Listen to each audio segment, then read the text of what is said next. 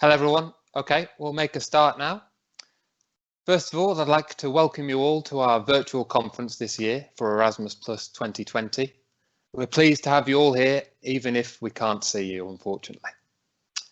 I'm Gavin Askew, Communications Team Leader for Erasmus Plus, and I'll be your host for the next 2 days as we look at the impact of Erasmus Plus over the past 7 years. We've got plenty of content to get through with a panel discussion each day and some discussions focusing on projects, participants and stakeholders. Today we'll be looking at digital methods as well as addressing inclusion and employability tomorrow. For more information, please visit our conference webpage, which includes more details on the case studies, some key statistics, as well as the full agenda and our 2020 competition winners.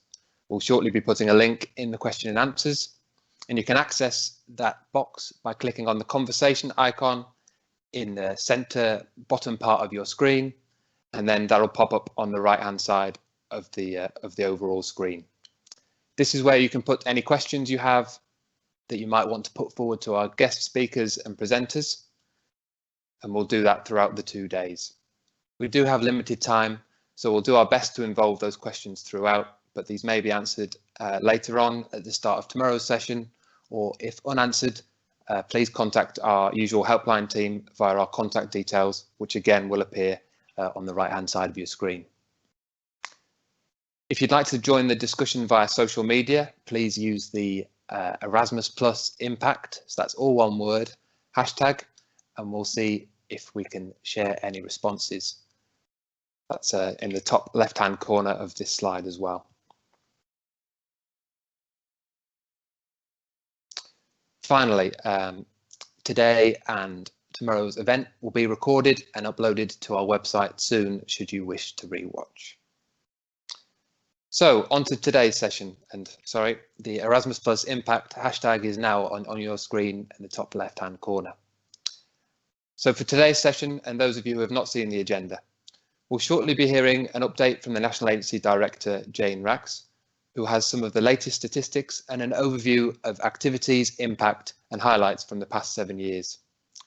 At 10:30, Sean and Sarah will be speaking to project leads and participants about how they've handled working in this new environment using digital methods where possible and how beneficiaries are preparing for their next steps. At 11, Owain will lead a dedicated panel discussion on impact with some key experts from higher education and school sectors. And then lastly, we're due to finish at around 11:30 today. So before I pass on to the NA update, I just wanted to say how fortunate we've been to catch up with some of our 2020 Erasmus Plus competition winners who have recorded their stories for the next 2 days. Entrants were asked to provide an image and short story this year and received over 120 entries from all age groups and sectors. You'll see some examples from project coordinators and participants, plus there are more entries on the annual conference webpage. Speaking on behalf of the comms team, it was a pleasure to see so many inspiring stories coming through in May and June from the Erasmus Plus community when it was a bit of a difficult period. Here's our first video from Joe Silverwood at Meadowhead School. As a year abroad Erasmus student in 1995, I never imagined that I would be encouraging future generations of school students to step into the wonderful world of Erasmus Plus and open their eyes to the same life-changing adventures that my own Erasmus journey afforded me all those years ago. I feel privileged and proud to have managed 6 very successful Erasmus Plus projects encompassing staff professional development and school exchange partnerships since 2014. These projects have enabled 40 staff and over 80 students to make new friends, learn new skills and knowledge, improve their cultural capital, and experience life and education in Finland, Germany, Poland, Slovenia, Spain, and Sweden. Our Erasmus Plus experiences have touched our lives in many different ways.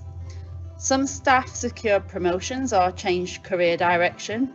Some students went to university and took a year or even a gap year abroad, and some went to work abroad. For students who had never ventured overseas before, a real desire to travel and to try new things was ignited. Personally, I have made friends for life. One thing is certain, the special memories of our Erasmus Plus experiences are memories that we will all cherish for a lifetime.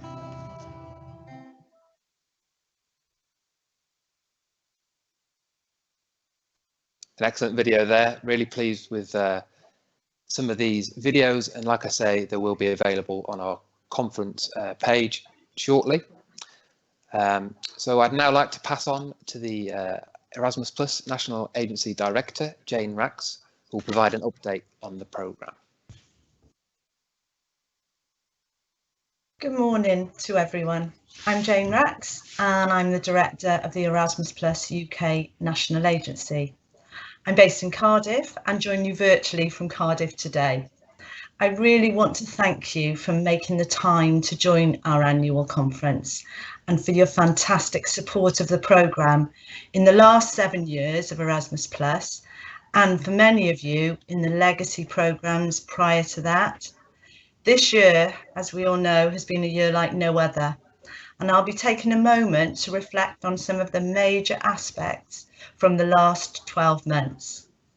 We have all been affected by the coronavirus, and the challenges presented by this pandemic have had a real impact on our sectors, with mobility obviously at the heart of our programme.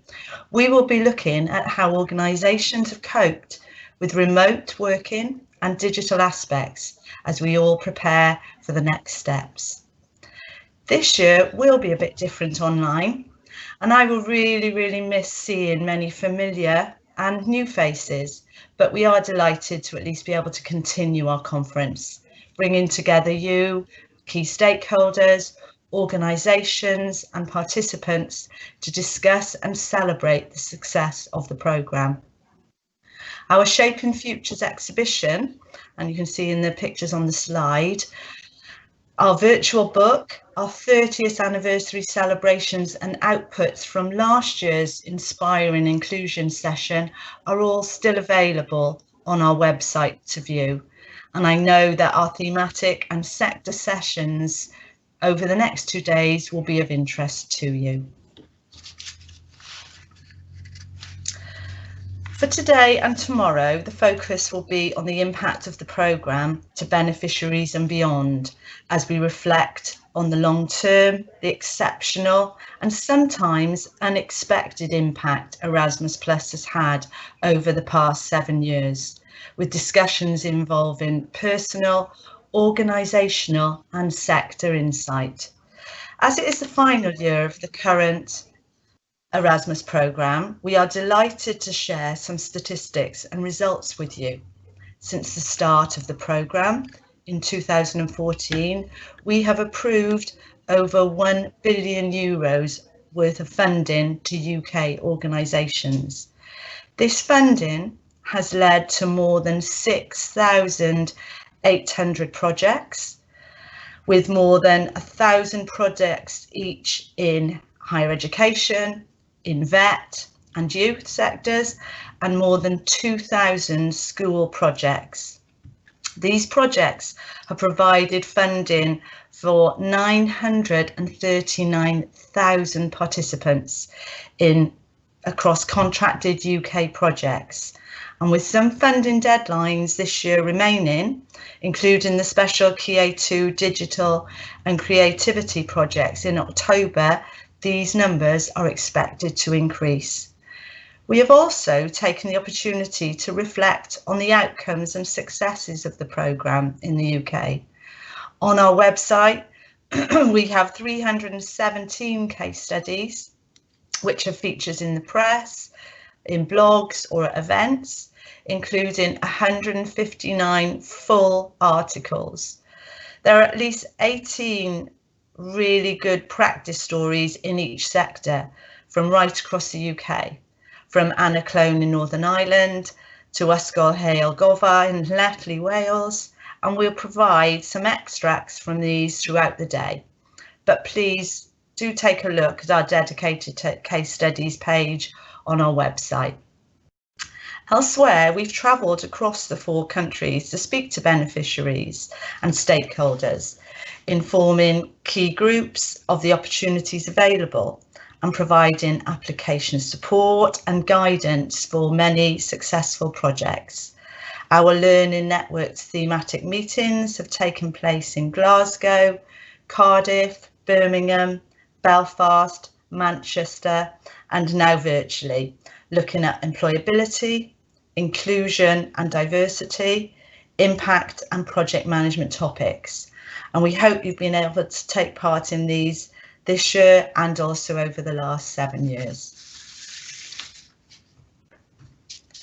Move on to the next slide. Today we have a discussion panel focusing on the impact Erasmus Plus has had on higher education and schools over the past 7 years of the programme.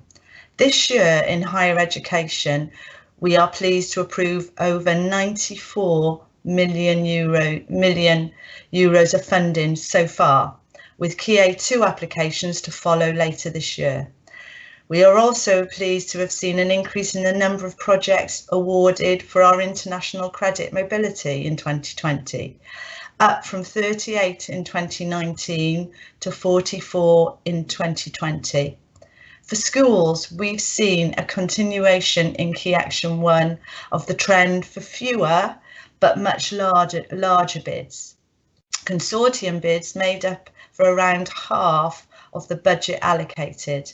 Many of these larger projects deliver greater impact and embrace collaboration. E-twinning is an important support for schools in Erasmus Plus, and we are pleased that 55% of Erasmus Plus Key Action 1 school projects and 63% of schools on Key Action 2 projects have used e-twinning to support their Erasmus Plus projects in some way. E-twinning remains incredibly popular in the UK and is high up in the top 10 in terms of participation across Europe. By the end of December 2019, e-twinning in the UK had reached 29,210 teachers. That's 7th most in Europe. They were based in 14,838 schools, and they were involved in over 12,000 e-twinning projects since the programme began. Tomorrow's panel discussion will focus on VET, adult education and youth sectors, and here are some brief highlights from this year and the full programme. In VET, we're pleased to approve 161 projects this year, with 48.8 million committed. Since the start of the programme, 40,500 VET mobilities have taken place via UK applications, with mobility reports showing 94% of participant satisfaction and 93% of those placements resulting in better skills. 87% of participants on these VET placements confirmed had increased their employability prospects. In adult education, we had an increase in approved projects to 77 this year. 13 million has been committed in 2020, with the team preparing for further applications in October for the special deadline, focusing on digital education and creativity. There is a fully committed budget in youth. The strong and growing demand results in around 1/3 of all applications coming in this field. We continue to put forward projects that bring international experience into young people's non-formal learning in innovative ways and address new challenges in young people's lives, such as digital skills for mental health or responses to the climate emergency. From the national agency's own impact assessment and from the European level research we've been part of, it is clear that participation in Erasmus Plus and European Solidarity Corps projects enables young people to increase their knowledge and skills, to develop their sense of agency and engage positively with others. This brings immediate benefits to young people's emotional and social competence. In the longer term, it supports their participation in the global economy and in the life of their communities. European Solidarity Corps is now established in the UK because, as you will be aware, this was new in this programme in the last few years. Over 7 million in the first full year has been committed and 12 million awarded in total to support young people's voluntary social action.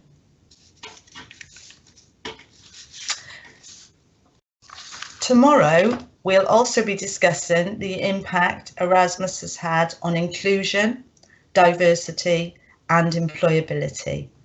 Our website has a powerful collection of case studies looking at these topics, with some highlighted on our special annual conference page. And please do have a read of some of the quotes on this current slide. They come from case studies we've published in 2020, so please feel free to read more on our site after today's session. I'll pause a minute to give you a chance to read. Oh, sorry. Great, thank you.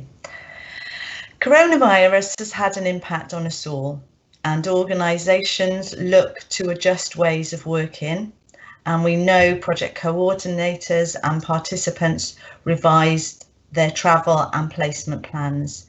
We have tried to keep organisations updated through our website, our helpline and e-alerts, as some of you consider blended mobilities with virtual elements supported by physical mobilities in the future. A significant amount of work has also been undertaken to modify physical events relating to programme support, learning networks and stakeholder meetings to ensure delivery of Erasmus+. Startup events have moved online, while thematic workshops have taken place over video conferencing, like today, and with sectors consultative groups. We have completed 4 learning network sessions, each with a digital topic, from engaging with media to adapting your project for social media success. And these are all available on our website to view. As well as our helpline emails, we've also introduced a virtual assistant, EMA, on Eurodesk to guide young people's user journey and find more information on the programme. We are due to hear how our organisations and stakeholders have worked digitally shortly. But first, a reminder for all ongoing projects, including approved applications from next month's Youth and Key Action 2 deadlines. The projects successfully awarded during the current programme will continue to receive EU funding for the full duration of the project, including those where funding runs beyond 2020 and the end of the transition period. And finally, I'd now like to reflect on our role as a national agency over the past 7 years. I have mentioned the hundreds of case studies and more than 900,000 participants taking part since 2014.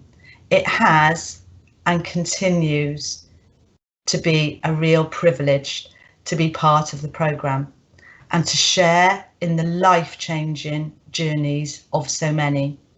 Our UK projects have led to new international working methods, increased skills and competencies for participants, and even award-winning placements. And I am looking forward to seeing how new and existing projects progress over the coming years. Erasmus Plus continues to have an impact on organisations and individuals, and it was excellent to see so many entries for our competition this summer. Some of the entries you can see on the screen, and we'll be seeing more of the entries and winners across the 2 days. I'd really like to thank you again for all of your contributions to the programme and hope that you all enjoy the discussions over the next 2 mornings. And thank you. To start, I'll now pass on to Sean James and Sarah Kearney to discuss how organisations and participants have handled the change to digital working methods and reacting to COVID-19 restrictions. Thank you very much, and I look forward to speaking with you virtually throughout the 2 days.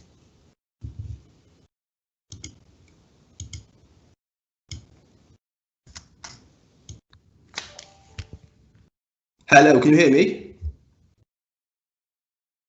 Yeah, great, thanks very much. Thanks, Jane.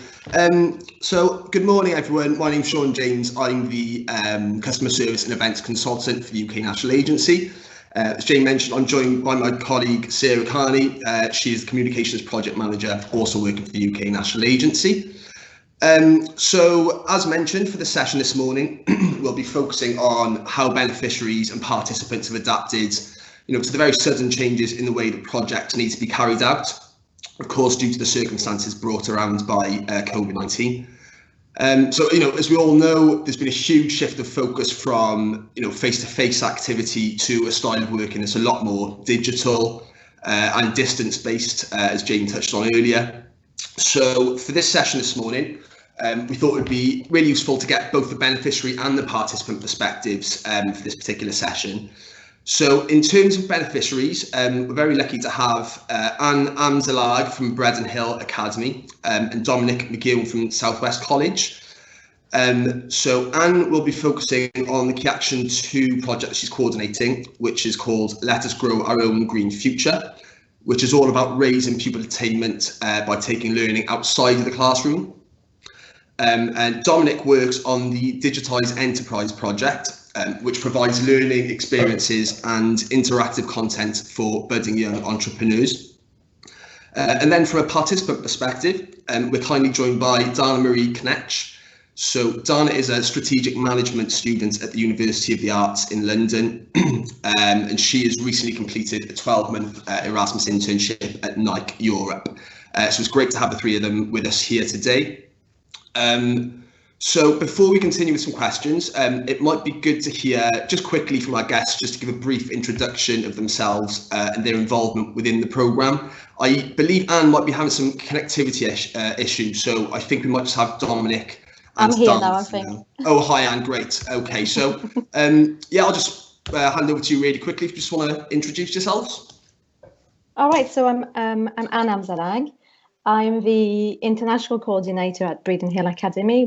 In middle school, we've got pupil aged 10 to 13. So we cater for pupils in year 6 to year 8. So it's quite different to, well, schools around the country, in England anyway. And our project is actually finished. It finished this summer. It was a 3 years project. And we worked, as you said, on taking the learning outside the classroom. We are a very rural school and we had these beautiful facilities all around us, and we really were looking for ways to improve the learning and improve our pupils' engagement and attainment throughout all subjects, so throughout the curriculum in school, by taking them into the garden and using those facilities. So that's what we've been working on the last 3 years with a wonderful partner school in Austria, which is in a similar setting to us as well, so very rural school, much smaller than ours, but together we've been able to really work together, and well, you'll see, we'll tell you all about our project. Really looking forward to it. And Dominic? Yes, thank you very much for having me today. My name is Dominic McGill and I work as Enterprise Coordinator at Southwest College in Northern Ireland. And my role is working with FE students and trying to teach them that there are opportunities available within enterprise and entrepreneurship, as well as they could go on to have careers in successful businesses already. So as my role, I try to increase enterprise and entrepreneurship engagement, just raise awareness of what is possible within that sort of area. And the Digitised Enterprise project then has fitted perfectly into this, because we are building a range of tools and resources where students and participants in youth programs can access these freely to teach themselves more about enterprise and entrepreneurship and the opportunities available within that. But again, we'll speak more about the project as we go on. But just a brief overview, we're a project with 5 partners, and we're 1 year into the project at this stage. Okay, great. Thanks very much. So what I will do in terms of the format, I'll just go over it quickly. So I'm just going to ask some questions to our two beneficiaries, then I'll hand over to Sarah. So I will just ask the same question for both of you, Dominic and Anne. And in terms of the format, if you just take it in turns to answer, does that work for you? Yeah. Great, perfect. So Dominic, you just touched on how long your project's been going on for, but in terms of the kind of sudden shift that everyone had to adapt to, I mean, at what stage were you in your project when the lockdown actually first began? Yes, so we were approaching about 10 months into the project whenever the lockdown began, and within the project itself, we were probably at a little bit of a crossroads. We have 3 intellectual outputs, and we had finished the first intellectual output, which was building a range of resources for leaders to use to youth participants to teach about enterprise. And for that, it was kind of a big shift because we had a transnational partner meeting coming up where we can review all of our work and, tailor things and make improvements. So in that way, it was sort of bad timing, but also it was bad timing because we were due to begin our next intellectual output as well. So obviously building up the motivation or getting the ideas together for that would usually happen at a transnational partner meeting, but in this instance that wasn't possible, so we had to work around this. But at the same time, where there's a few negatives as to when the lockdown began for us, there's the positive as well, that we did get the opportunity to have 2 transnational partner meetings. So we were a project group who knew each other, and we had the relationships built up already by meeting each other in person. So in that way, we're very fortunate to have had those experiences. Whereas if this had happened at the very beginning of our project, we wouldn't actually have met in person, and to know each other's strengths and weaknesses and what we all can do. It was very fortunate for us that we had that. And for us, as I said, it was the 3rd and actually the final year of our project. And it was a real disappointment because we were all geared up, ready to have our last transnational meeting in Austria. So we were supposed to go in April.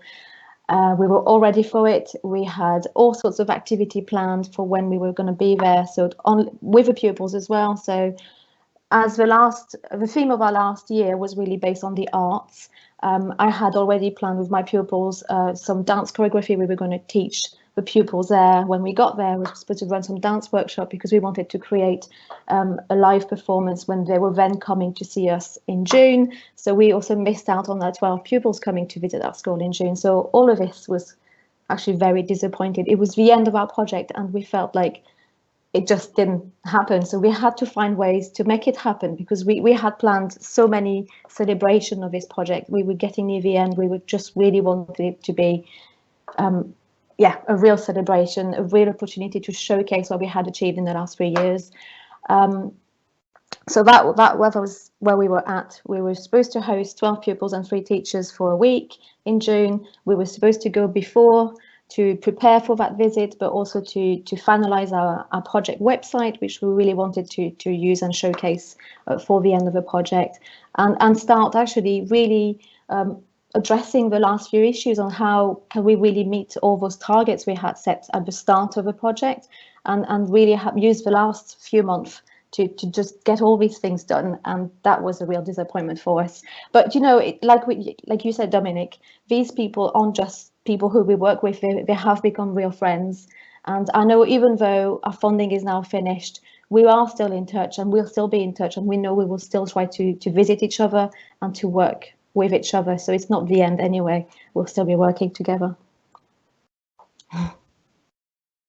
Great, thank you very much. Okay, so obviously, I mean, regardless of what stage you were at your project would have caused all sorts of disruption in different ways. But I suppose when you first realised how much would need to change, I mean, what were your initial concerns sort of at this point in terms of actually kind of completing the project or just managing the project? Yeah.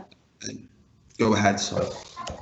Should I? Yeah, okay, so I had as a leader of a project, as I was really leading school in our partnership, I had real concern about the continuation of a project. To start with, we didn't think it was going to be for that long. We thought, oh well, it's still going to happen.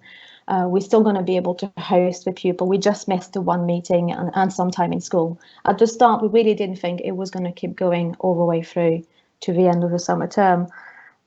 So the continuation was a big problem. The time management as well, because suddenly we had to deal with other issues. It wasn't just our normal school routine. I'm a full-time teacher. I lead the MFL department in my school, which means suddenly I had to find ways to set just my own work, the French work they had to do. So and my colleague Mishi from Austria, she's a deputy head teacher of her school. So suddenly she had other big issues and concerns to deal with, because she had to look after her staff, the school, how they were going to manage learning during that time. So these were some of the concerns we had. It was time management, it was the continuation of project. Another big concern was how we were going to carry on communicating, not with each other, the two partners, but how we were going to get our pupils to keep communicating with us in the first place, but also with each other, the two schools. So this was also one of our big concerns, and how we were going to get them to still be engaged in our project, because we didn't want it to just stop there. We had to find a way, and you'll see we will be able to find ways to overcome some of these concerns. So these were the main point, really. Yeah. And Dominic? And for ourselves, I guess there were countless concerns and worries at the beginning of this, and still are, obviously. But I'll just echo what Anne said at the beginning. It seemed to be it was for 2 weeks, then we went back to normal, then 1 month and back to normal. But it's continued, and it's gradually just sort of taken over that we are more so working remotely all of the time.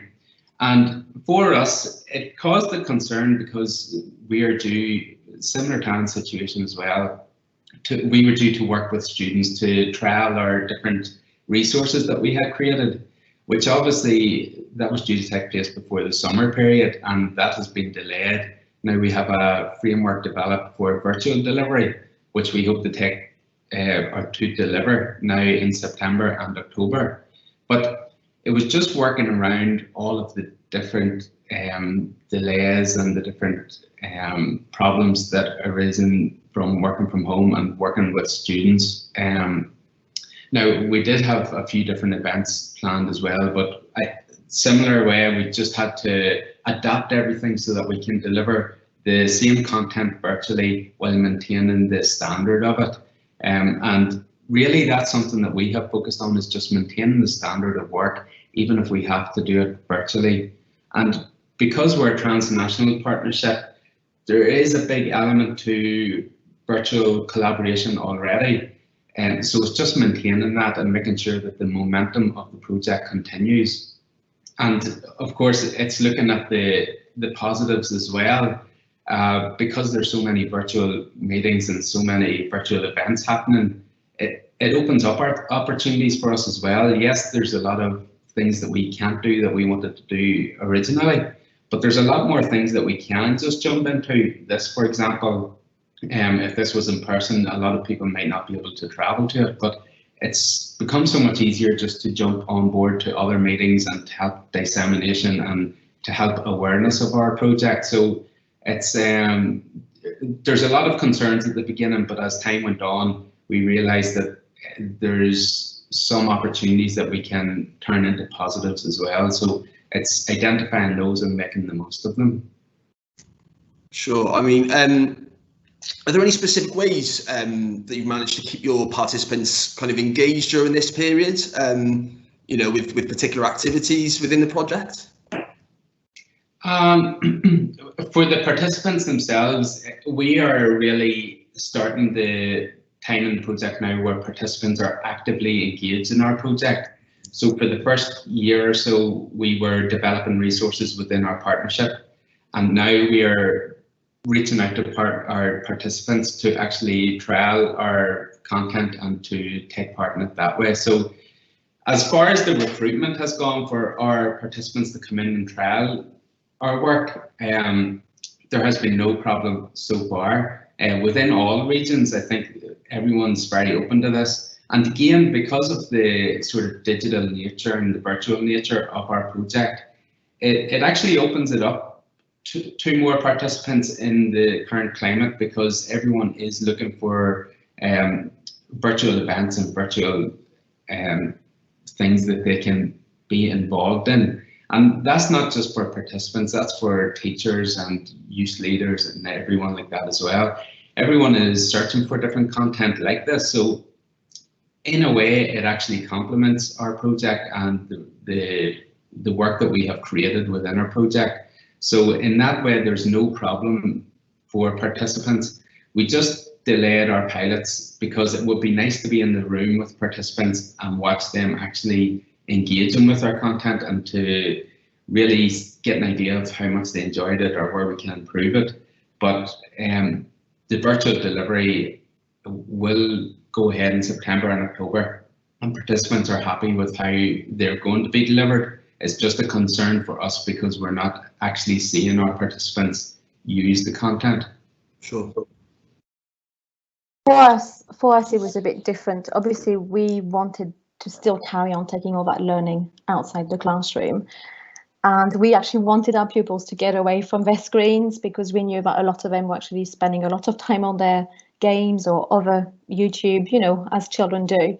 And actually, we focused on the things we could do. So yes, even though we were using different devices for remote learning, we were encouraging our pupils, and that's across all subjects. I made sure that teachers in all subjects carried on with our project in the way that they were able to set some work and some activity linked to their curriculum, but actually taking the kids safely outside. A lot of our children have gardens, so they have access to the outdoor, or because we are in a very rural place, they could go around for a walk with their family safely as well during the day, during lockdown.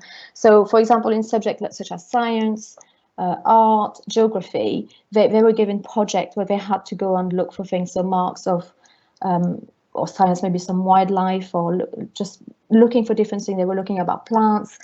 In geography, they were looking at about the weather and erosion, the impact of the weather on the landscape around them. In art, they were encouraged to go outside as well and to draw pictures. And that's when really we also added some changes, but I don't know if that's the next question, if I'm going too fast. But we really worked on what we could do. That was a positive bit, and still wanting to get those children, because we really care about their well-being during lockdown, because they're quite young, making sure that they still felt like we were there for them, that we could give them some encouragement in doing some other activity.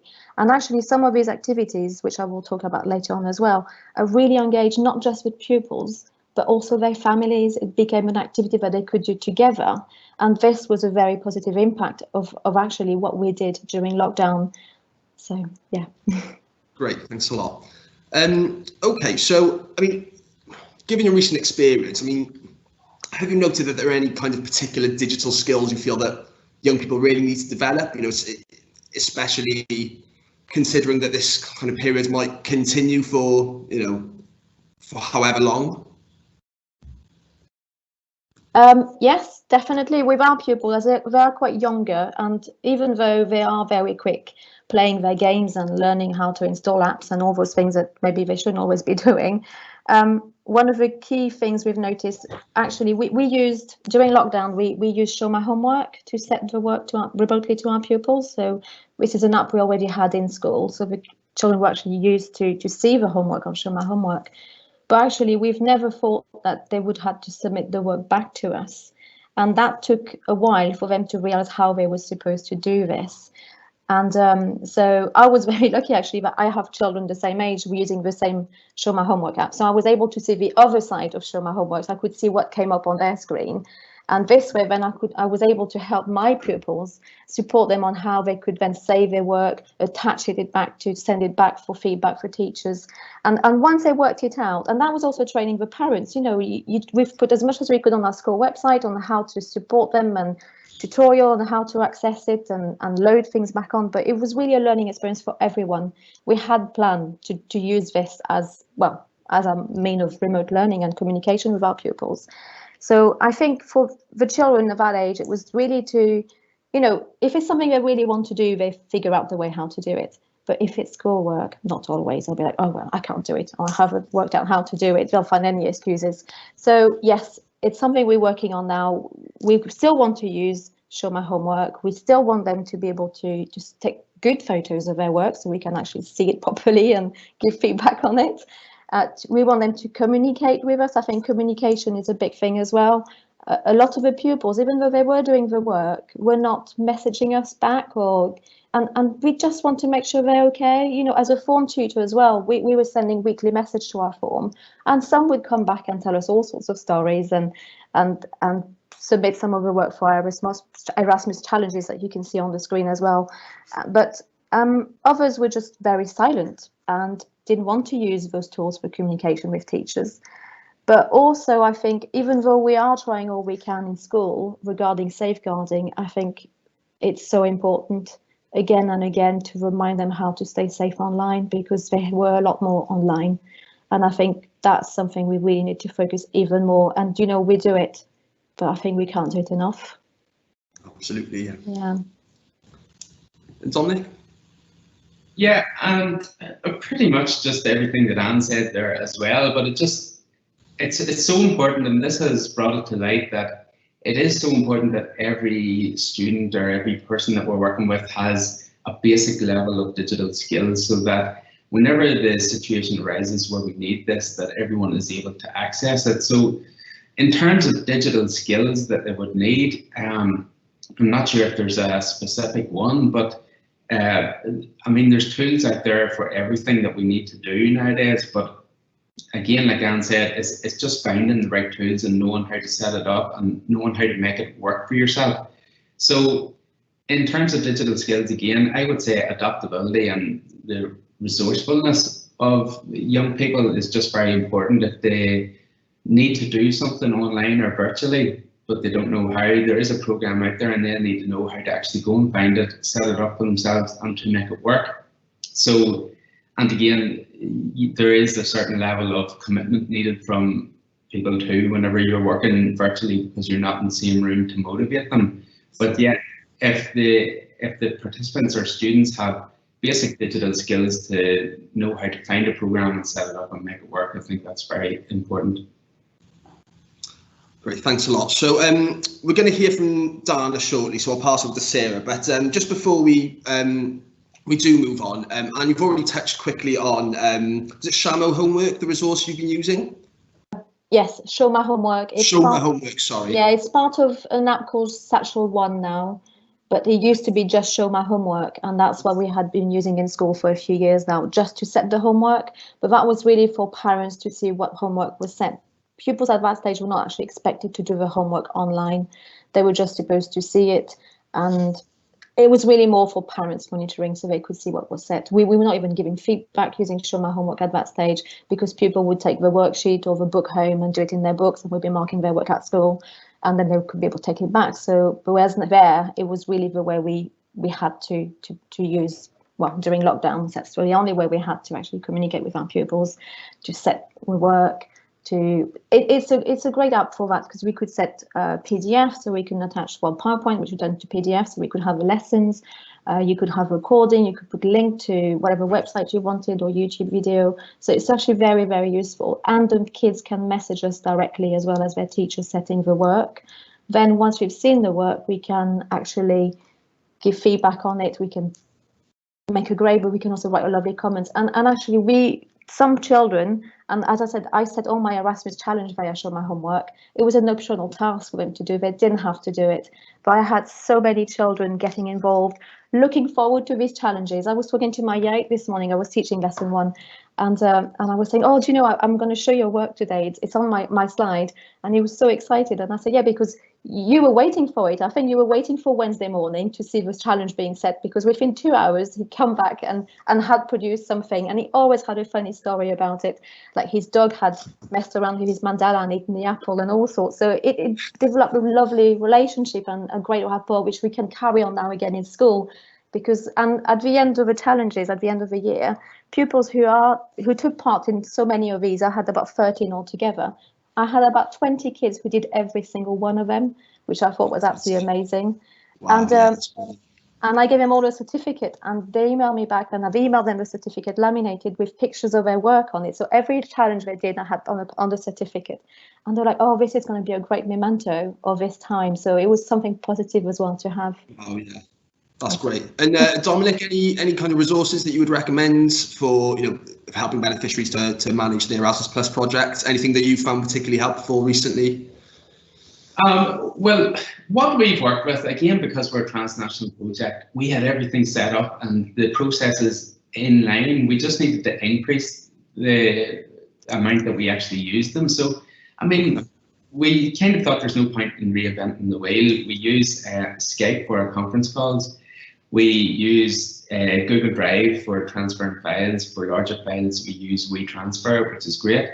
And for communication, day-to-day communication, we just use email. Now, what we do within our group is we have everyone's agreed to use a reply all policy, so that if there's an email thread, obviously you make sure who it's for the attention of. But if everyone replies all, it means that the entire group has an awareness of what's actually happening within our project, whether it be on their own work package or their own output. They might not be directly working on it, but there is an awareness that it's more like a conversation over email, as opposed to maybe two people just having a one-to-one email. It involves the entire group, but just little processes like that, I think, bring the group together a little more and make the project about everyone, as opposed to individual groups being set up.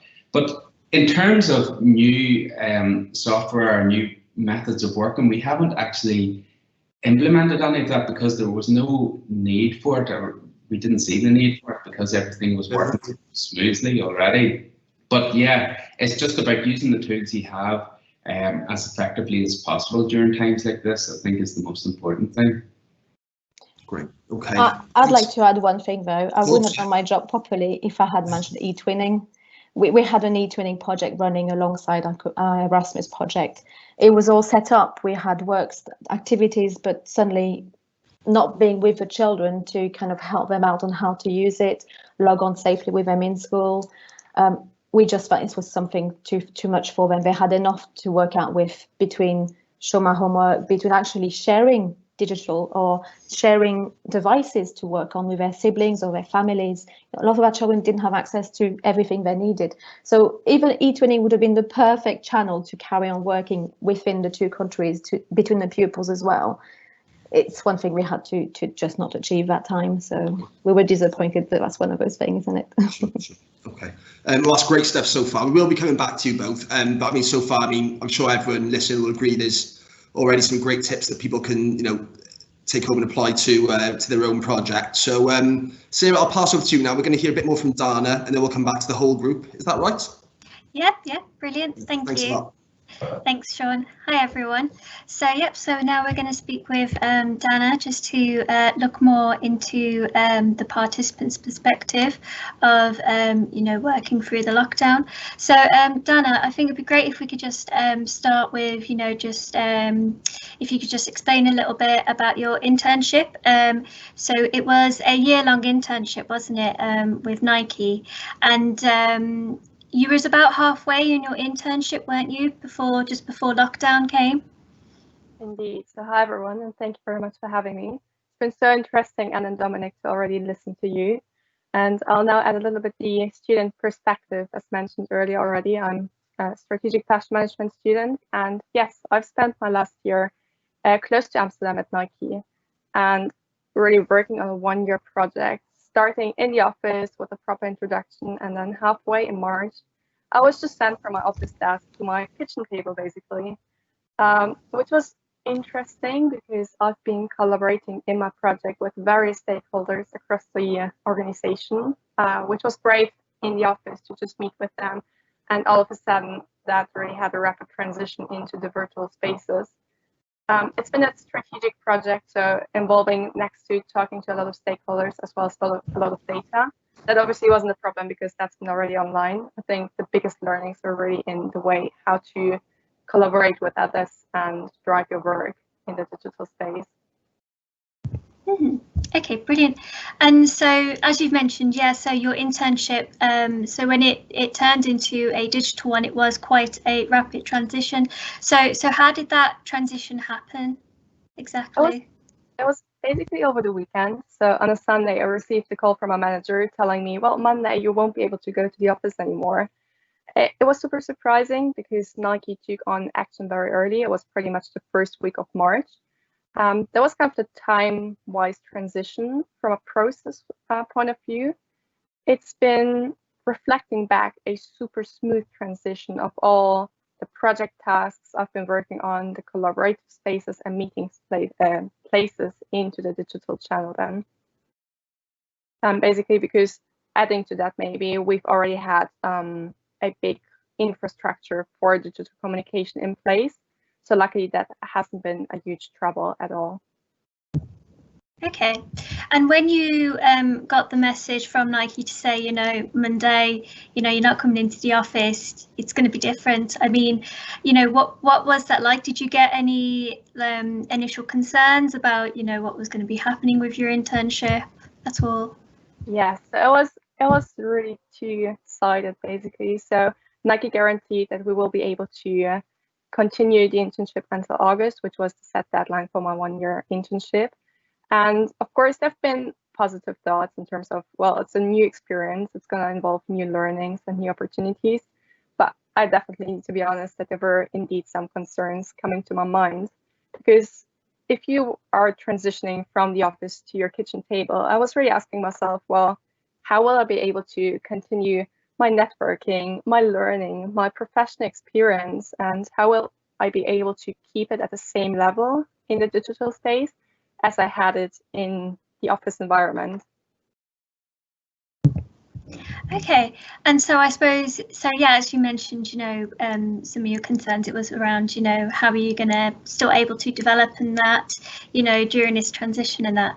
But, you know, from looking at the, from your time doing the virtual internship, you know, what kind of skills and experiences were you able to gain from it? Well, I won't mention the digital skills because I think they're quite obvious, but there were a lot of extremely surprising experiences and skills which I gained throughout this basically 6 months of online work. Starting with the experiences, it was super interesting to see an increased international exposure I had to the Nike community, because while before March we were considering for example, presentations or workshops I held only people being in the office, we, starting from March on, shifted our horizon towards, okay, who in the international Nike community would be interested in the work I'm presenting or I'm talking about, or I'm asking questions on. Meaning that I had the opportunity to cross-continental interact with the community. And that, of course, drove a lot of my cultural learning, for example, by speaking with people from South Africa or the US. Touching on skills, I think a great development I did throughout the digital experience was really communication-wise, because you recognize once you're holding meetings in the digital space, people have a shorter attention span and they're far easier distracted by a phone next to them or the children running around or some of those factors. So you really learn to keep your communication extremely precise and on point, and as well to, because there's a short attention span, to really engage your audience more or the people attending your meeting with discussions and smart questions in that way. That's interesting actually with the communication skills, because I suppose with face-to-face you would naturally think that, you know, you would gain more communication skills through face-to-face, but you're right there, with online you do need to be more precise with it, and I suppose to have more of a purpose with it, really, you know. So yeah, that's really interesting, that. So kind of looking from overall of your time doing this virtual internship, what kind of benefits have you found from doing it in a more digital way? Well, I think what you just said with the communication skills, we do have some expectations in a normal, like an office internship as well, in order to increase our communication skills. But what I think was really great about the half virtual experience then is that, well, we are all humans, so we really easily get stuck in our routines and basically the way how we do things, right? And being thrown into that unprecedented situation, dealing with Corona and all of a sudden being in the home office environment, I felt it really pushed myself to leave the comfort zone even more as I had done in the office, to really explore new ways on, okay, how can I continue my learning? How can I continue the deep level of collaboration I had to really help me thinking more outside Calls of to the this box. number are not allowed. Please contact your... Okay, I hope you can still hear me. Yeah, we can still hear you. Okay, Yep. perfect. And that process really allowed me to learn more about myself, because obviously I had to think in different ways about how I, for example, learn about myself than before. And it really helped me, therefore, have new accomplishments outside of my comfort zone. And at the same time, I think another benefit which really came from that experience was that my horizon became broadened, in the sense that, for example, now if I continue my studies in London, I wouldn't think anymore that I need to take an internship in London, because through the virtual experience, I now know it works so well. I can basically take it everywhere in the globe while sitting in London to do my studies. Yeah, that's a very good point. Yeah, and I suppose just kind of being a bit more, kind of being accessible, I suppose, really, isn't it? You know, kind of opening up even more opportunities. And that actually follows on to another question I had was, you know, kind of, because now you've finished your internship, so has the experience now opened up new opportunities to you? What kind of opportunities are those? I suppose you've mentioned you can do internships now, you know, from a wider range than you would have thought previously. Have there been any other kind of opportunities with that? I think really the main big opportunity is, and I cannot name concrete opportunities yet, it is in the work, but to really say I'm not bound to London anymore, because getting to know myself better through that experience really helped me define, okay, what is the pathway I would like to take in the future, and what are the experiences which can really, based on the amazing Erasmus experience I had, support me even more to get into that direction. And I think that digital experience now really helped me to open up my mind to say, I'm looking globally for really the internship opportunities which will exactly support me on that pathway I'm looking to follow in my professional and personal development. And I suppose just kind of as a final question, so because I know with many of our attendees, you know, virtual internships and virtual placements is something that they're going to be thinking a bit more about, you know, for say like this year. So I was just wondering, from your experience, what do you think are important things for organisations to consider when they're coordinating virtual placements? I think next to the obvious parts like the digital infrastructure, I think it's now extremely important for all kinds of organizations that if they do their onboarding, to really share their way of corporate and organizational culture with any new members who will be joining their teams, mean it interns or even new employees, because I feel corporate and organizational culture is so important to integrate yourself better into the team and really benefit from the culture which is in place at the organization. So I think really from an organizational side, share what culture you have, but I think there's a huge responsibility from the student part as well, that if you enter a new organization, really ask about their culture and ask about the best ways how you can, using that culture, integrate best into that team.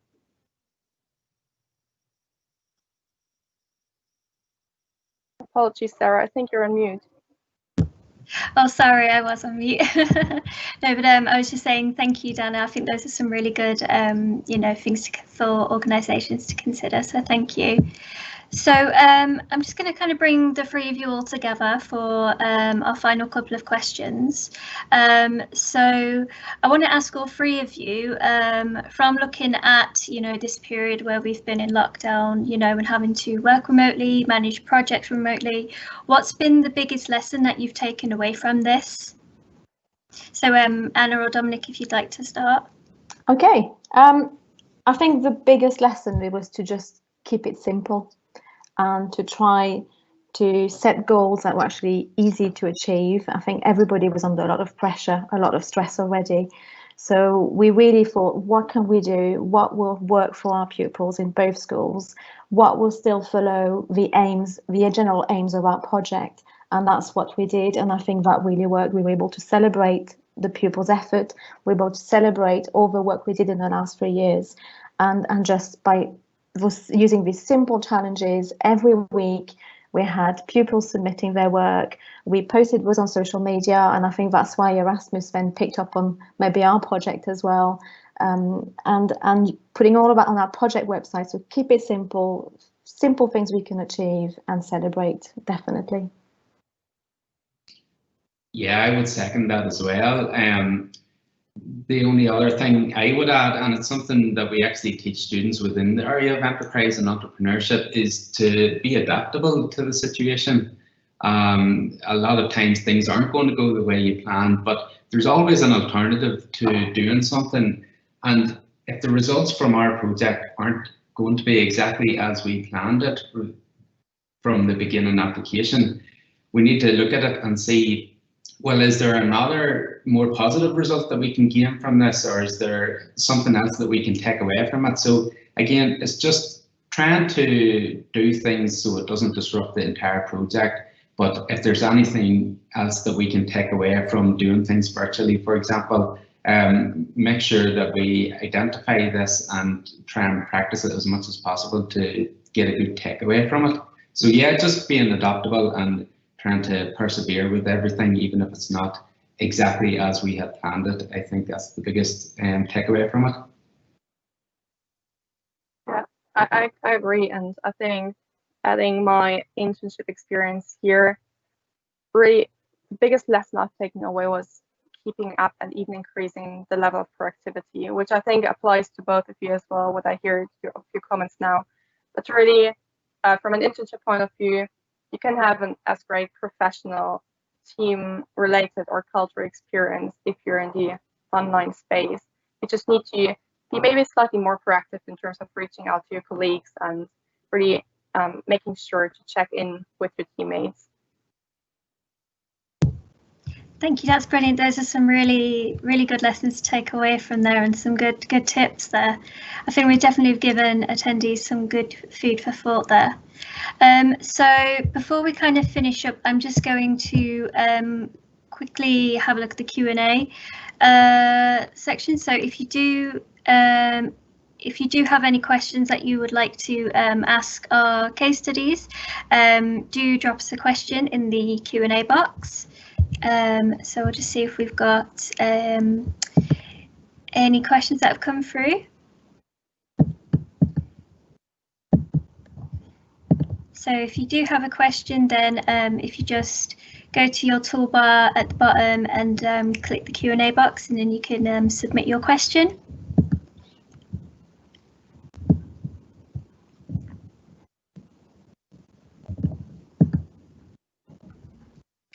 I can see a question here about finances and how they were maybe affected when we'd actually had to deliver the activities online instead of in school. Actually, we don't have the answer to that question. We had the budget. What we haven't had yet is the last €5,000, which we're supposed to get once we've completed our final report. I guess that's when I'm going to find out. I mean, I do understand if we don't get it, because we had 2 visits that didn't happen. We didn't do one of our transnational meeting. We didn't host the school back. But the answer is, I think we'll find out once we've submitted our final report. We have lost some money as well with flights we haven't been able to recoup yet, but I'm sure we're going to be able to claim for these, because I think the EU says they have to refund flights as well. So, but yeah, so I think that's my answer to that question. Thank you, Anne. Dominic, do you have anything, I suppose, from your perspective? In terms of finances, yes, we've had the problem where our transnational partner meetings have not been funded, but obviously that's covering our own expense anyway, so there hasn't been any loss in finance in terms of us. Now, we do have events that are planned to happen now, and if we do virtually, we will maintain a 15% budget for each of the participants. So obviously there's a loss of finances there. Now, I do believe that some of these finances can be transferred to intellectual outputs so that more work can be carried out on the partners or the project. But I need to confirm that. But yes, there is a loss of budget within the events, and obviously a lot of this will cover our own expenses anyway. So I mean, there's not a huge difference. Our main finances through the intellectual outputs of the project and the project management itself. Okay, brilliant, thank you.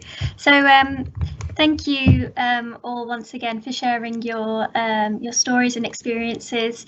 It's been really great to hear, you know, how you've been able to work through lockdown and been able to manage your projects remotely, and also Dana, continue your internship remotely. So I think we've, you know, definitely got some good advice and good tips for our audience today.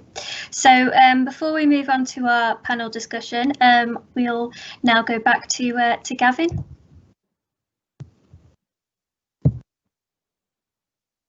Thanks, Sarah. Great to see examples of how hardworking and dedicated the Erasmus Plus community has been, especially in these unprecedented times. So we've now got another of our fantastic videos from this year's competition. This time it's from Ben Ozan.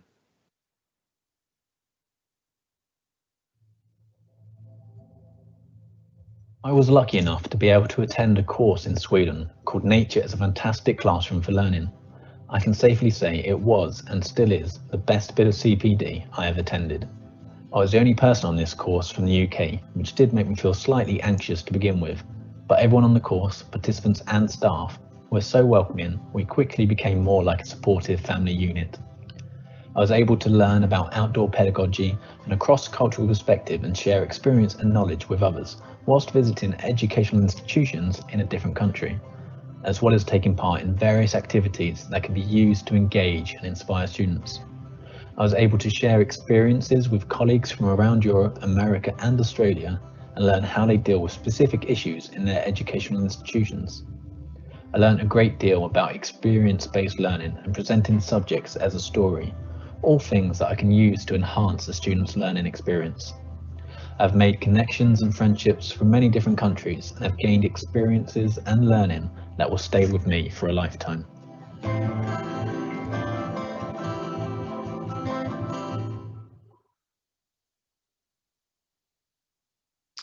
Another inspiring story, I'm sure you'll agree, with international elements and as well as some transversal skills highlighted. So our next section will be picking up on these transversal skills as well as other impact, specifically in the schools and higher education sectors. So I'll now pass on to Owain Wright to introduce and facilitate this discussion. Good morning, everybody. Hope you can hear me loud and clear. My name is Owain Wright. I am Head of Customer and Stakeholder Engagement for Erasmus Plus at the British Council as part of the National Agency team, and it is a real pleasure for me to be able to be online with you this morning, and online with a slightly smaller panel than planned, but still a fascinating discussion, hopefully, where we look at some of the longer term impact that Erasmus Plus projects have had in the schools and higher education sectors. I'm really delighted to be joined by currently 2, hopefully 3 colleagues that have got a wealth of experience of running highly impactful Erasmus Plus projects in the schools and higher education sectors. I'm really pleased that Anne is going to stay on the line with us and give a slightly different perspective than she's given so far from her amazing work at Breeden Hill Academy. And I'm also really pleased to welcome Professor Bob Gilmore from Glasgow Caledonian University, who's going to give an insight from the higher education sector. There is an opportunity for you to contribute and ask questions as we're having this discussion. So if you type those in, and I'll try and bring those in at appropriate moments, if that's appropriate. So really, this is one of the kind of foundational elements of Erasmus Plus, is what's the impact, who's the impact on, how do we measure it? You know, those are some of the million-dollar questions. So I'm hoping that the two of you are going to help illuminate some of that for us this morning. So Bob, I'm going to come to you first, and the question to begin with is, what do Erasmus Plus projects enable you to achieve at either a school or institutional level over the long term that you just could not otherwise have achieved without the support of the programme? Okay, can you hear me okay? We can. Great, okay, thanks very much for the opportunity. Delighted to be here and share our experiences. I think in terms of the impact, the long-term impact, I think it's a key question, because often we're in projects that might last 2 or 3 years, and the impact can take a bit longer to really manifest itself. So what we tried to do in our project is, and I'm going to share a screen here so that I can illustrate it with a figure that we, can you see that okay, Owen? Yes, we can. Okay, good. Okay, so just to give a very quick bit of context about this, our project was a 3-year strategic partnership with partners in Finland, Netherlands and Scotland. We also had an industry partner there. So it's quite a lot of collaboration, but what we've tried to do with this illustration is we've tried to capture the impacts across the different partners, across the different learners. And it's really quite interesting. I'm just going to take you through this. So we produced, what we've done, like many of the people that are undertaking these projects, is you produce a number of different outputs and outcomes. Effectively, the funding has enabled us to do that. We wouldn't have done these activities had it not been the funding from the British Council. So, for example, we produced the an intensive study period model for a summer school. We also produced a 5 ECTS credit module. We also produced an app that was able to benchmark international competence for the activities undertaken by the students and also the staff that was there. And these were available to a range of different HEIs as well. And of course, what these outputs and outcomes lead to is they can enhance student expertise, because the students are measuring their own competence against this benchmark. They're also comparing it and collaborating it with different nationalities. At our intensive study periods, there were 14 different nationalities at one point. And that in itself is enhancing students' professional and interpersonal skills, experiences that they've never had or would never expect to have in some university environments, or certainly in the classroom, they were able to experience here. And that develops their technical skills and capability. Ultimately, it was about improving and enhancing employability skills for our students.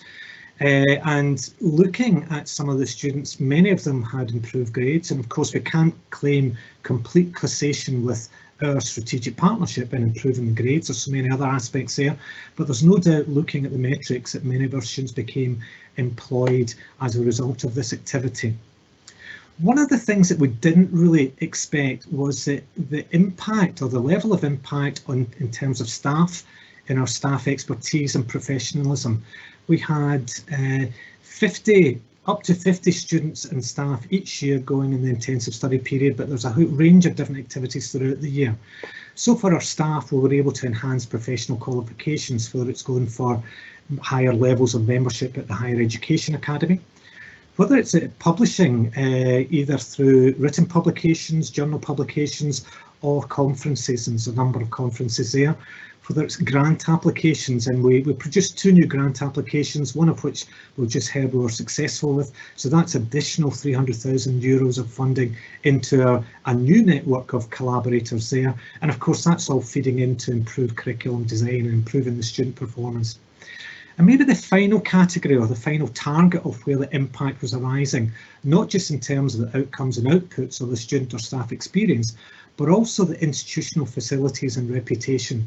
So we were looking back and realising that we're enhancing and improving our institutional KPIs, and that's just not the KPIs of our own institution at Glasgow Caledonian University, but throughout the different partners and collaborators, whether it's through National Student Survey, Teaching Excellence, Employability, International Mobility and Income. Through that income, we produced and we purchased new equipment for wind turbines, solar chargers and water pumps, and this equipment is now available as a legacy to support following projects and new students in a wider network to help enhance their learning. So the impact is really quite broad there. And maybe this is the thing that I guess our principal really liked, the performance in major awards and events, whether it was industry recognition awards through the Scottish Green Energy Awards, whether it was being invited to speak at Going Global British Council major flagship conference. And the one that I really think helped our teaching and learning was the Collaborative Award for Teaching Excellence that we gained from Advance HE last year, and we were fortunate enough to be selected as a best practice case study for Erasmus Plus last year. So I hope that kind of illustrates the sort of reach, the value and the impact of the activities, many of which, like some of the previous speakers, including Anne, have highlighted, we didn't really anticipate right at the start. Thank you, Bob. Yeah, I mean, that's all massively interesting, particularly the things that you don't foresee up front and how they manifest through the work you do and the collaborations that you have.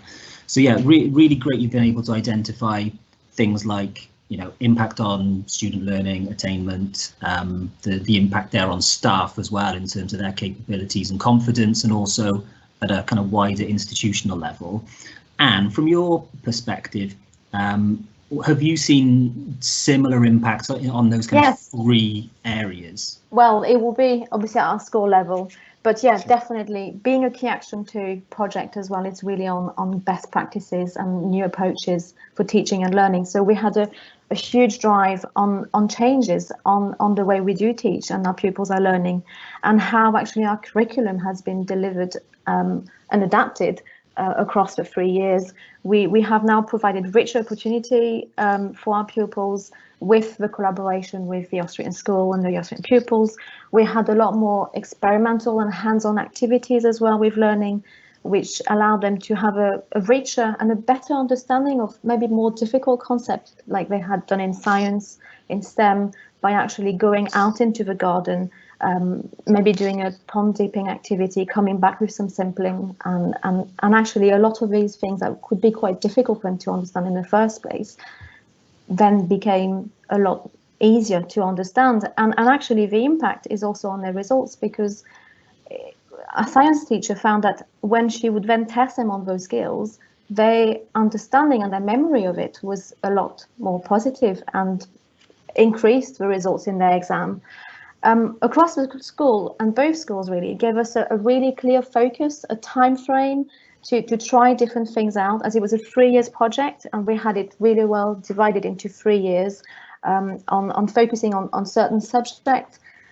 All schools, so that's all the staff, that's the teaching staff, that's the teaching assistant, it's the leadership team, everyone, I think really gained in confidence by sharing ideas from the two schools, by observing lessons. When we were visiting, we always made sure we were observing lessons, but we were also taking lesson or doing team teaching. So we had ways to see how we were doing things differently, but we could work together as a team. We really have tried different methods, and this has been especially clear in science and geography, where they have really hugely changed their curriculum and the way it's being delivered. I think inclusion is a very big point as well. It's not just a pupil, but it's all the staff and our local community. We've had impact on local schools, on other local eco committees that have benefited from our program as well. We've been using a lot of the fund and the experience that we've gained from both schools to develop a lot of new learning spaces in our school and facilities. And I mean, I don't know if I sent you, I don't know how to share my screen, but I sent you this one. I've got a picture of it here. Give me 2 seconds and I'll... Yeah, so then I'll carry on talking when you find it. Sure. So I'll go back to that point. I think an opening to the wider community, we've linked with a European partner, definitely developed the awareness of, no, it wasn't this one. It was one with the school pond and different places we had around the school. I've emailed you that yesterday, but if you don't worry. So awareness and of the similarities and differences as well between the school, the life in school, and also our actions, all our actions towards a greener future. Yes, that's the one. Perfect. So if you see there, we've highlighted all the kind of new spaces we have changed in the last 3 years in our school, and where the learning and a lot of new opportunities have taken place. So we've got our school pond, which is a great place for science, but also for well-being. Our children just like to sit there to relax at lunchtime. During lockdown, especially when the school was a lot quieter, when we only had like key workers, and then when we only had the year 6 around the school, we took a lot of our pupils for lessons around the pond as well. It's a great space. The sand pit, we use it to track wildlife around our school site. We created a science preservation zone, so just to see what would grow. So again, it works with our project. We gave some spaces for our pupils to play around with. Each form group, so we have 18 form group, have a small form garden, and that's their space to try things out. It's their space to plant things, to look after it. The poor plants in there, I don't think they always have a very good life, because one pupil plants it somewhere and another one comes along and move it and put it somewhere else. But it's a way to learn for them. We've done a lot of work on the green future. So we've got a very active eco action team now. Each form group has an eco and form garden journal where they record all their activities. We have an eco notice board that everyone walked past around the school. We also have things that we had from a previous project. It was a Comenius project at the time with partner schools in Europe as well. And our weather station actually date back from that funding that we've had, and we're still using it now. And this year, I think the biggest change we had is that we've finally been able to build our Lost Word studios, which is an outdoor classroom with the studio next to it. So when the weather turns really bad, we can actually go in. But it's a very creative space. It's a space where it doesn't matter if things are getting dirty, we can bring simples from the garden, try things out. And really, a school garden has had a huge impact on the atmosphere of the school and how learning takes place. And finally, I think I can add one thing, because I know what John Rolfe's going to be cross with me. He wants me to do a great shout out as well. Impact on the International School Awards, because as having a partnership with another European school through Erasmus, it also allows us to apply for the International School Awards. Thank you very much, Anne. That's great. And there's right. Let me unshare my screen. Yeah. So there's some really great, physical manifestations of the impact that your projects have had, which is really great, and it looks like a wonderful school environment there you have. So you touched a little bit there on kind of some of the how you've measured some of the impact. And Bob, that's what I'd like to kind of turn to you and ask, which really is one of the key questions, I think, for everybody running these projects, is how do you actually effectively measure and demonstrate the impact? Okay. I think the first thing is you've got to be clear on what all of your activities are and all of your learners, because often when we go into a project, we don't actually see the full picture. We've got this framework that we think we're going to follow, but sometimes we change things. So it's about having clarity to start off with. It's also about making use of the resources that are available. And there's a great resource published by British Council, and I think it's called Erasmus Plus Impact Exercise, published in 2016. So it's really quite good in terms of clarifying what people's targets are. It's also good in making you think about how you can then list down your outputs, your outcomes and your impacts, and looking for the evidence to measure it. Some of the evidence that we were looking at, for example, was using the app that we prepared. So we take a measurement of the students beforehand, and then they undertake the exercise, and then they measure themselves with the app afterwards. We also prepared some self-reflection questionnaires, about 80 different questions for the students. The students loved having to answer all these questions. And of course you can do a before and after there as well. We also made use of independent external evaluation during the project. so that you're not just seeing the progression of the students and staff's activities during the project, but you've also got that independent verification. It's not just their own particular perspective, and that's really quite useful. But the other aspect as well, and maybe just reflecting back to the figure that I highlighted earlier on, it's about making use of metrics, numbers. You know, you can count the number of students that have been on the project, you can count the number of web hits that I've got on your website, you can count a whole range of different publications. So it's about using a mix of soft data, qualitative data, but also some of the harder data, the quantitative data. Thank you, Bob. Yeah, I think that's the interesting balance between those things. And just very quickly, finally, have you got any insight from the work that you've been doing as to, you know, how to actually pin down some of the impacts? Yeah, I think on learners particularly. On learners, yeah, definitely. So as I said, high engagement and motivation on our learners and how they've acquired new skills. The enthusiasm as well that they have on learning, when the learning takes on a new dimension and has a real purpose, really. In languages, for example, German is not the language we were offering as in our curriculum, but we started to because we thought it was very important that our pupils, especially the one who were going to travel, but then though when we were hosting the teachers and we're hosting the pupils back, we wanted our pupils to be able to communicate in German. And actually, this had a real impact. I mean, we can count, it might not seem like many, but some of our pupils who have now moved on to the high school have picked on German for their GCSE, and we are carrying on with that. So I think that is actually quite an important impact because not many pupils now choose to do German for GCSE. There's also, as I said, in science, geography, all these STEM difficult concepts that they have improved with, and really the well-being. This is something that we want to continue with even more so now in our school.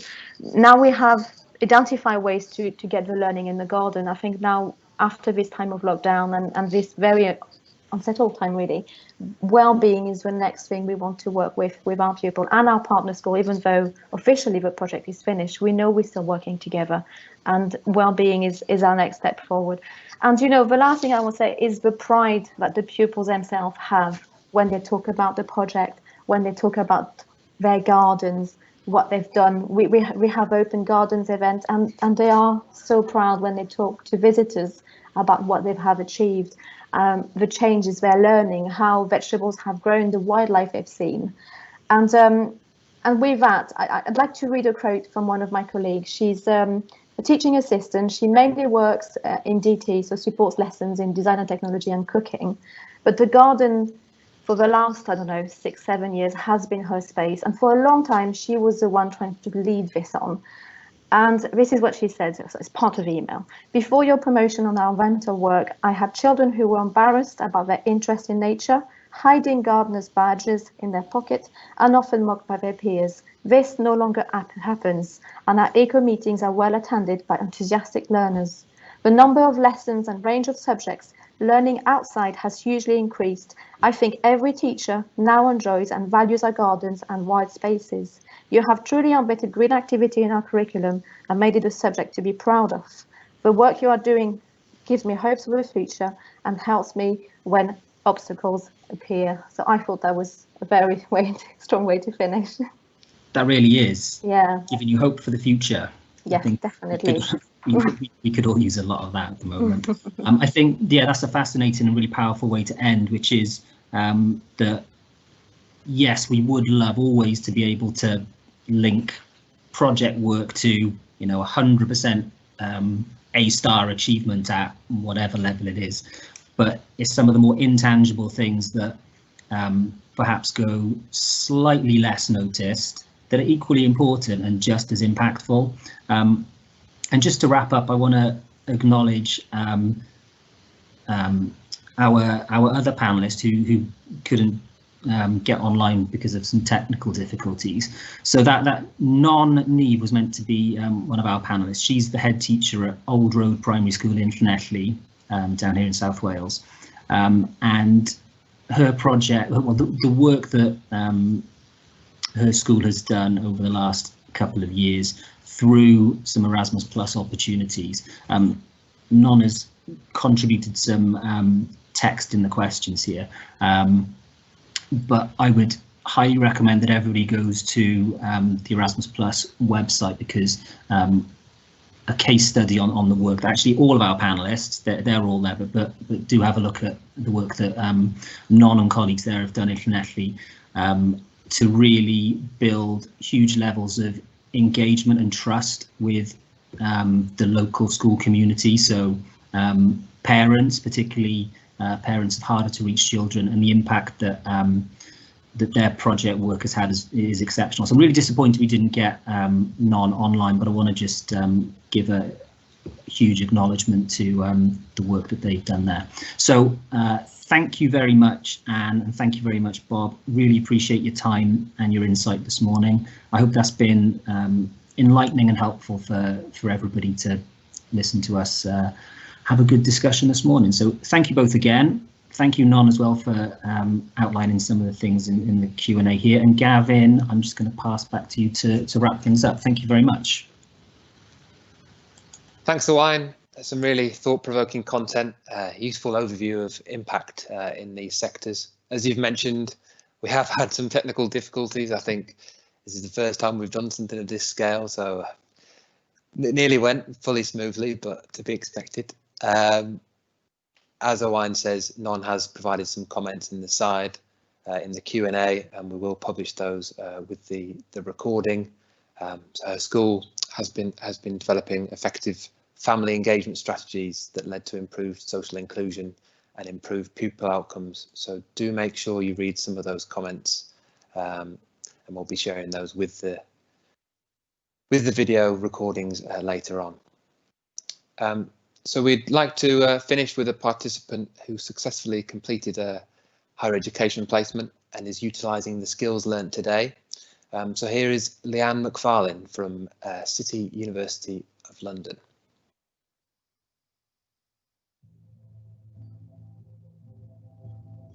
In 2017, as part of the Erasmus Plus programme, I spent a 3-month nursing placement in the hospital and health centre in the beautiful city of Cordoba, Spain. It was a challenge, but certainly the most rewarding and enjoyable part of my entire nursing programme.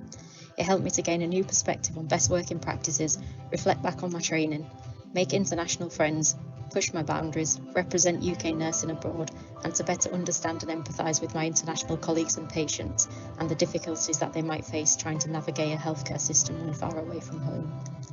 Healthcare is currently in the spotlight all over the world, and it's more important now than ever to work as one. Thanks to the confidence given to me by taking part in the Erasmus Plus programme, I've now begun the process of having my qualification recognised overseas so that I can continue my story by practising abroad and combining my passion for travel, languages and nursing. Thank you, Erasmus Plus.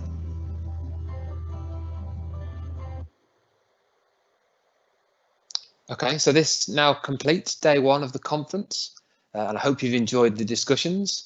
A reminder that day 2 will take place at the same time tomorrow, so 10 till 11:30, where we'll be covering how Erasmus Plus has addressed inclusion and employability, as well as a panel discussion for youth, adult education and vocational training.